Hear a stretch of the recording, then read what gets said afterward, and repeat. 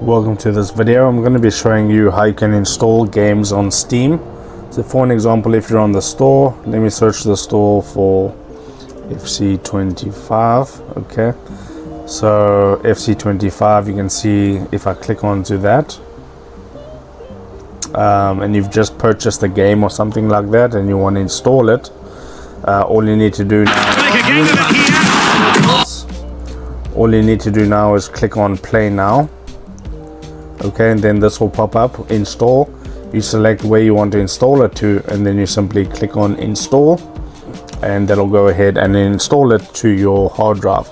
Now, games are quite big, and if you don't want to fill up your Windows C drive, you can get an external hard drive and connect it in this process.